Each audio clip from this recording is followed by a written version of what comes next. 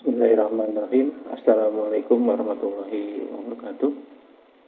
Perkenalkan, nama saya Maulana Hasan dengan NIM 18722 70005, Prodi Pendidikan Ekonomi, mata kuliah Sosial Media, dosen pengampu Ibu Hani Ari Rahmani MPD dengan nomor NIDEN 0401018013. Di sini saya akan mempresentasikan dengan judul mengenal beberapa materi pembahasan tentang sosial media, yang terutama yang berkaitan tentang pendidikan ekonomi. Universitas Pancasakti Bekasi Kampus D. Baik, kita langsung saja. Ada materi pokok pembahasan. Yang pertama ada teknologi komunikasi dan informasi dalam neoekonomi. Yang kedua, kesiapan transformasi ekonomi digital. Yang ketiga, e-dagang di era globalisasi masa pandemi. Yang keempat, analitika media sosial di era COVID-19. Yang kelima, penambangan data dan inteligensi bisnis secara garis besar. Yang keenam, pengelolaan data besar sosial di Indonesia. Yang ketujuh, ekonomi media sosial di Indonesia. Kita langsung saja untuk materi yang pertama, teknologi komunikasi dan informasi dalam neoekonomi. Yang pertama ada ciri-ciri abad 21, diantaranya ada digitalisasi, bio-revolution berbasis teknologi informasi. Yang kedua ada Dontaspot. Yang ketiga ada globalisasi menghasilkan produk berbasis pengetahuan. Muatannya diantara lain ada yang pertama digitalisasi, yang kedua ada virtualisasi, yang ketiga ada molekularisasi, yang keempat ada jaringan, yang kelima ada industri berbasis inovasi. Yang kedua, masyarakat berbasis pengetahuan. Don Tapscott berpendapat ekonomi baru adalah suatu ekonomi, pengetahuan dan aset kunci dari setiap perusahaan atau organisasi institusi adalah aset intelektual yang dimilikinya. Yang ketiga, teknologi informasi. Penerapan cara-cara pengumpulan perolehan, pencatatan, pemrosesan, penyimpanan, pendistribusian, penyebaran, penyampaian informasi baik dalam bentuk angka, huruf, gambar, suara dengan alat elektronik berdasarkan kombinasi antara perhitungan dengan komunikasi jarak jauh. Yang keempat, penggunaan komputer. Pada tahun 1970-an, komputer digunakan sebagai mesin pengolah kata dan kalkulator sederhana. Ukurannya besar, stand alone. Kemudian pada tahun 1980-an, fungsinya mulai beragam. Ukuran lebih nyaman, dapat digunakan dengan networking. Kemudian pada tahun 1990-an, perkembangan teknologi berjalan sangat cepat. Life scale-nya dalam hitungan hari, optimal untuk pengembangan jaringan komunikasi baik internet. Selanjutnya yang kelima, teknologi administrasi dan teknologi informasi. Teknologi administrasi adalah bagian dari ilmu administrasi yang melakukan studi serta pengembangan berbagai teknik pengerjaan berikut desain-desain mesin dan pesawatnya yang harus dipakai dalam rangka administrasi. Perkembangan administrasi yang pesat sekarang ini berkat eranya itu ada komputerasi, fokusnya pemrosesan data, perangkat kerja ada monopoli, target organisasi kegunaan efisien. Yang kedua ada teknologi informasi, fokusnya penggunaan langsung, perangkat kerjanya ada perdagangan bebas, targetnya ada individu, kegunaannya efektif. Yang ketiga ada sistem informasi, dilanjut dengan sistem strategi, kerangka kerjanya perdagangan bebas, targetnya proses bisnis, yang kegunaannya keunggulan bersaing. Yang keempat ada globalisasi ekonomi, fokusnya transformasi bisnis. Yang selanjutnya kerangka kerjanya ada globalisasi, targetnya sistem dinamik, kegunaannya ada adaptasi. Yang keenam, ekonomi digital. Ekonomi digital didefinisikan oleh Amir Hantam sebagai the virtual area in which business actuality is counted, value is created and exchanged. Relation occurs and one-to-one relation measured by using an internet infinitive as medium of change. Hartman tahun 2000. Keberadaannya ditandai dengan semakin marak perkembangan bisnis atau transaksi perdagangan yang memanfaatkan internet sebagai medium komunikasi, kolaborasi dan kooperasi antara perusahaan atau individu. Tengoklah bagaimana maraknya perusahaan-perusahaan baru maupun lama yang terjun ke dalam format bisnis elektronik, e-bisnis dan e-commerce. Untuk dapat bertahan dan memenangkan persaingan, para pemain perlu memahami karakteristik dan memenangkan persaingan. Para pemain perlu memahami karakteristik dari konsep terjadi landasan karena sangat Berbeda dengan ekonomi klasik yang selama ini dikenal. Tidak jarang bahwa perusahaan harus melakukan transformasi bisnis. Di sini ada merubah model bisnis agar dapat secara optimal bermain di dalam area ekonomi digital. Bagi perusahaan baru, startup company, untuk terjun ke bisnis ini biasanya lebih mudah dibandingkan dengan perusahaan yang telah berdiri lama. Statistik menunjukkan bahwa sebagian besar perusahaan lama yang ingin memanfaatkan keberadaan ekonomi digital harus mengadakan perusahaan mendasar pada proses bisnis secara radikal. Yang ketujuh, karakteristik ekonomi digital. Don Taskov menemukan 12 karakteristik penting dari ekonomi digital yang harus diketahui dan dipahami oleh para praktisi manajemen, yaitu knowledge, migration, virtualization, molecularization, internet networking, determination, conflict, innovation, percussion, immunity, globalization, and dispersion. Selanjutnya, kita masuk ke pembahasan yang kedua. Persiapan transformasi ekonomi digital. Yang pertama ada outline. Outline ini terdiri dari kondisi ekonomi digital, kesiapan Indonesia dalam transisi ekonomi digital, dampak revolusi digital terhadap perekonomian, munculnya oligarki digital. Yang terakhir ada rekomendasi. Yang kedua, persaingan nilai. Persaingan ini berdasarkan perhitungan pangsa pasar di setiap kategori website.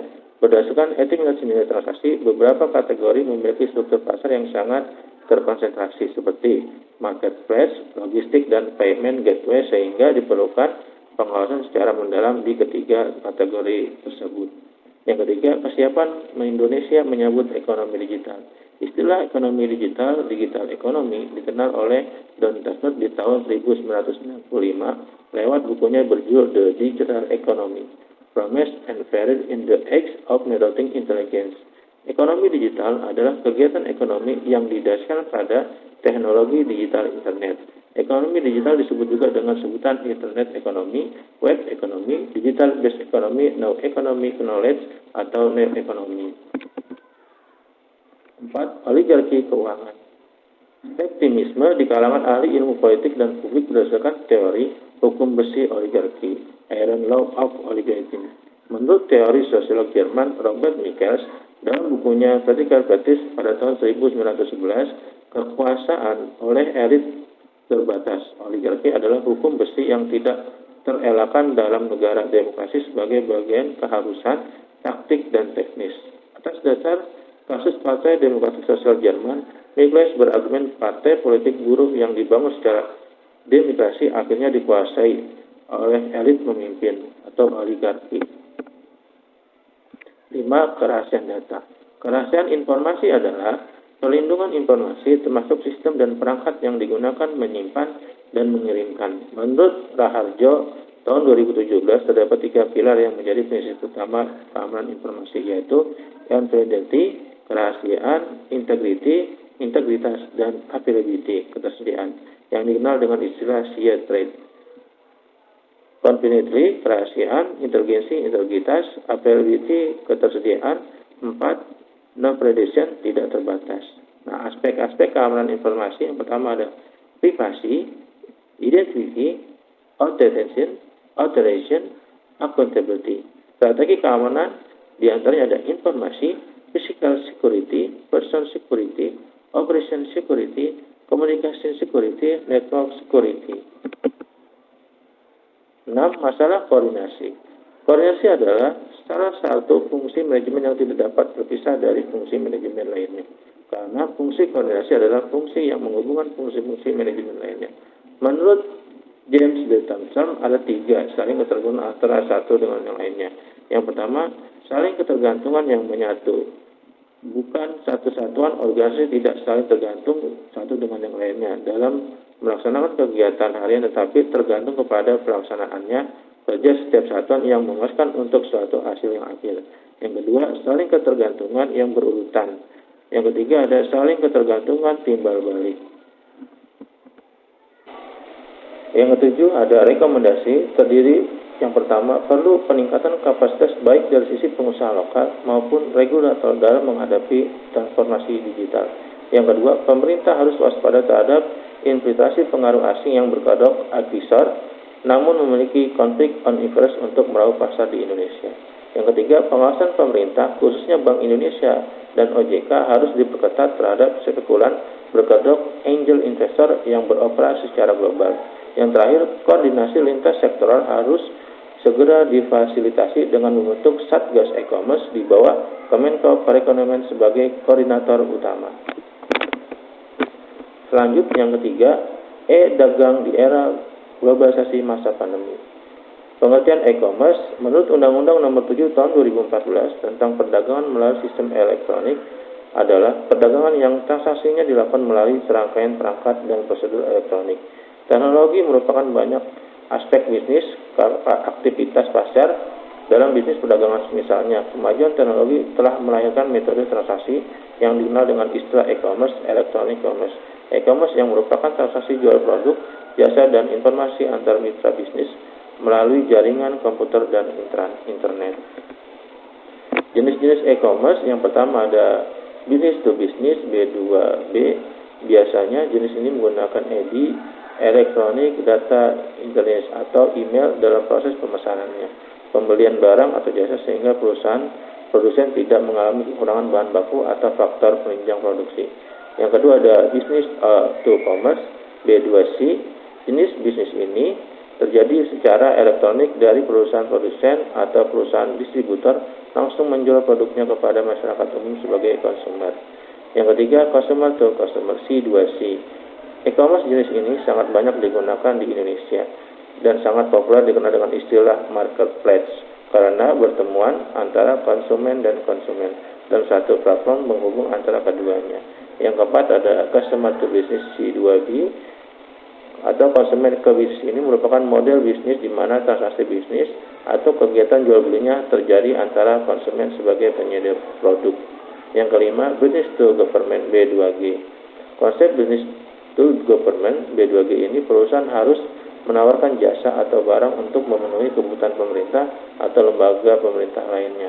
Dan yang terakhir, online to offline, O2O. Konsep ini paling diprioritaskan hampir semua perusahaan karena mengetahui potensi ketika kepercayaan konsumen semakin tinggi akan memberikan profit kepada perusahaan. Yang ketiga, kelebihan dan kekurangan e-commerce. Kelebihan meningkatkan pendapatan dengan menggunakan online channel yang biayanya lebih murah, mengurangi biaya-biaya yang berhubungan dengan kertas, mengurangi keterlambatan dengan menggunakan transfer elektronik. Yang keempat, mempercepat pelayanan ke pelanggan. Yang kelima, melebarkan jangkauan. Yang keenam, meningkatkan customer loyalty. Yang ketujuh, meningkatkan supplier management. Yang kedelapan, memperpendek waktu produksi. Yang kesembilan, meningkatkan valuation. Kekurangannya yang pertama, kehilangan segi finansial secara langsung karena kecurangan. Yang kedua, pencurian informasi. Yang ketiga, kehilangan kesempatan bisnis karena gangguan pelayanan. Yang keempat, penggunaan akses sumber oleh pihak yang tidak berhak. Yang kelima, kehilangan kepercayaan dari para konsumen. Yang keenam, kerugian yang tidak terduga. Yang ketujuh, dapat mengalami penipuan. Yang terakhir, terkadang barang yang disarankan tidak sesuai dengan ekspektasi. 4. E-commerce masa pandemi. Pada masa pandemi COVID-19, pemerintah menerapkan kebijakan pembatasan sosial berskala besar atau PSBB untuk menekan laju penyebaran virus corona di Indonesia. Kegiatan pemenuhan kebutuhan pokok yang sebelumnya dilakukan dengan belanja secara langsung berubah menjadi tidak langsung atau online. Perubahan dalam kegiatan ekonomi ini harus tetap dikawal sehingga masyarakat bisa beradaptasi. Dari media di Indonesia menyatakan Shopee mencatat ada 260 juta transaksi sepanjang kuartal kedua tahun 2020 dengan rata-rata lebih dari 2,8 juta transaksi per hari. Ini meningkat dari 130% jika dibandingkan dengan tahun lalu, dan ini indikator positif bagi industri digital atau e-commerce yang terbukti jadi penyokong kebutuhan masyarakat saat pandemi. Selanjutnya yang keempat, analitika media sosial di era COVID-19. Pengertian analisis media sosial. Analisis media sosial adalah proses pengumpulan data-data berharga dari saluran media sosial yang Anda gunakan untuk nantinya diidentifikasi dan dibuat menjadi kesimpulan yang dapat ditindaklanjuti. Dampak positif dan negatif media sosial. Positif diantaranya memudahkan kita untuk berinteraksi dengan banyak orang, memperluas pergaulan, jarak dan waktu bukan tidak lagi masalah, lebih mudah mengekspresikan diri, penyebaran informasi dapat berlangsung secara cepat, dan yang terakhir biaya lebih murah. Sedangkan negatifnya, menjauhkan orang-orang yang sudah dekat dan sebaliknya.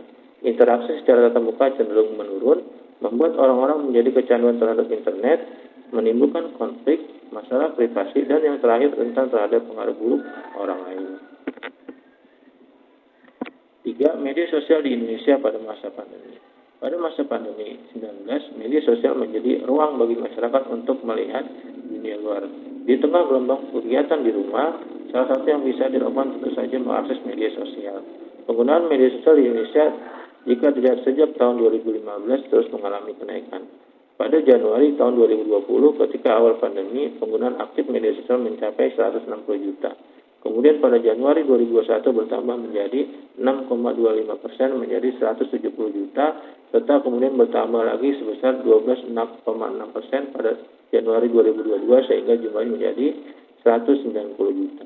Kenaikan ini sejalan dengan jumlah pengakses jaringan internet di Indonesia dan juga bertambah. Pada Januari 2020, pengakses internet berjumlah 176 juta, kemudian bertambah menjadi 203 juta pada Januari 2021 dan menjadi 205 juta pada tahun 2022 bulan Januari. 4. Manfaat analisis media sosial. Yang pertama, mengidentifikasi ketertarikan audiens, misalnya jenis konten seperti apa yang mereka sukai, topik apa yang paling banyak dibicarakan. Yang kedua, mempelajari kompetitor. Lihat apa yang mereka posting, bagaimana reaksi orang-orang terhadap postingan tersebut. Yang ketiga, menjadi yang membaik di industri, melakukan analisis media sosial tidak hanya membantu Anda untuk memerangi persaingan dari kompetitor, tapi juga memahami kelebihan dalam mengenai segmen pasar dan audiens Anda.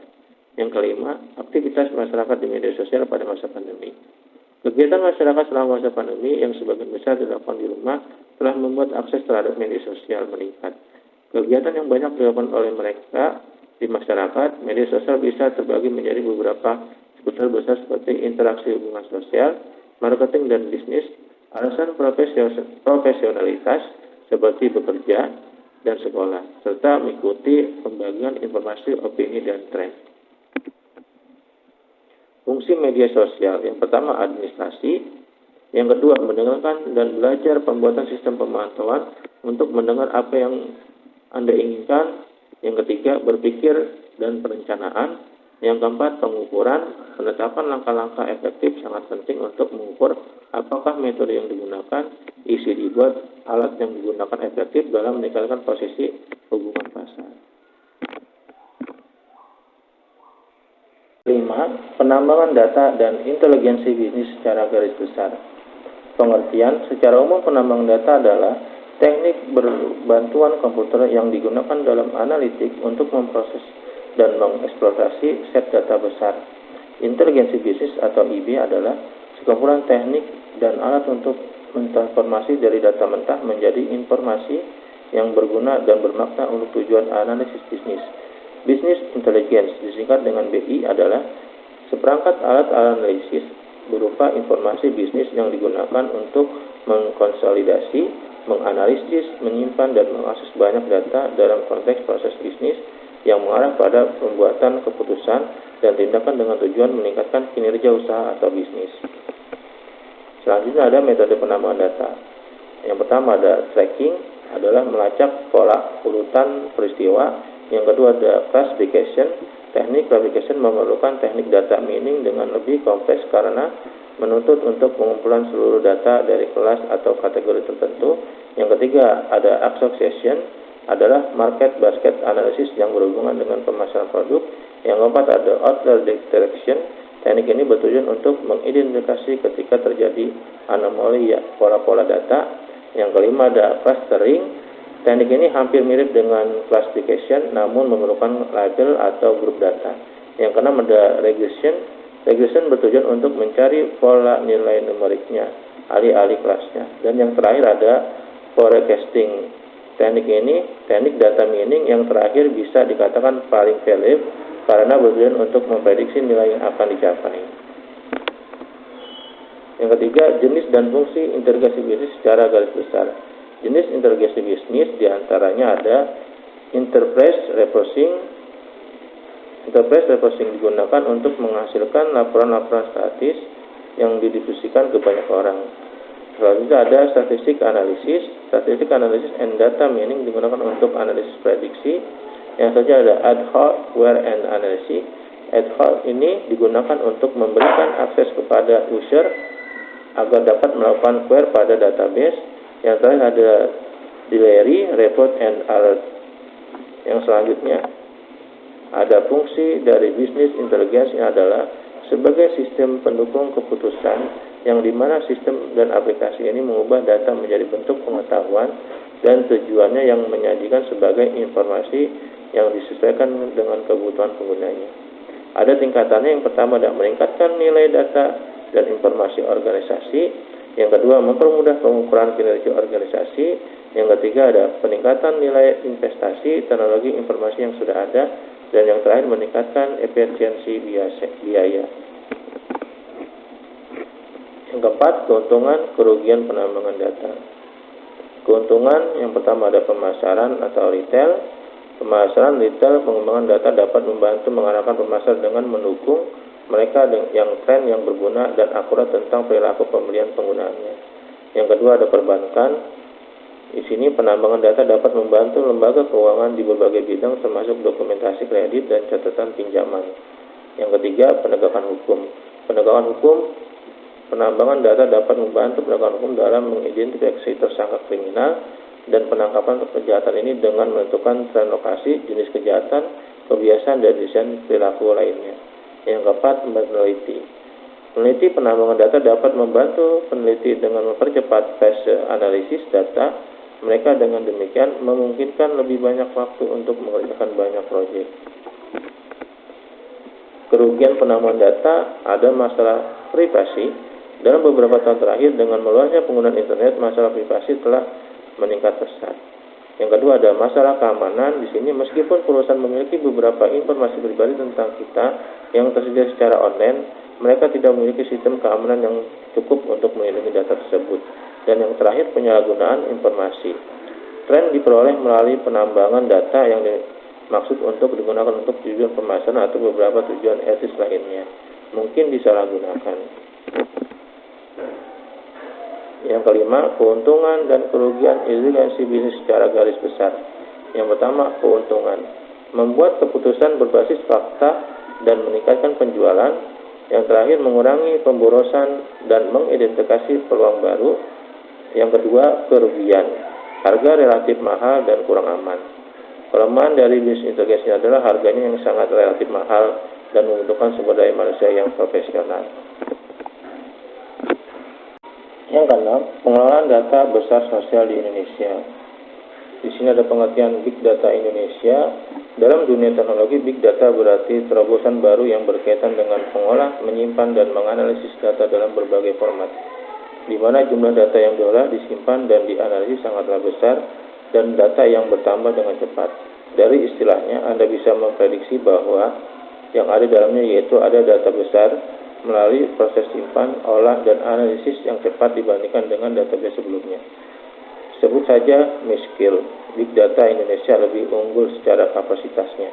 Perkembangan Big Data di Indonesia saat ini berjalan cukup pesat, mengingat banyaknya perusahaan besar yang sudah memanfaatkan Big Data.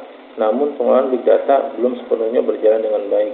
Salah satu penyebabnya dikarenakan ahli dalam Big Data Indonesia masih terhitung kurang dan minimnya generasi muda yang mengetahui tentang pentingnya pengelolaan Big Data menjadi salah satu sebab dan diharapkan dapat teratasi untuk beberapa tahun ke depan. Yang kedua, kriteria data yang masuk dalam Big Data.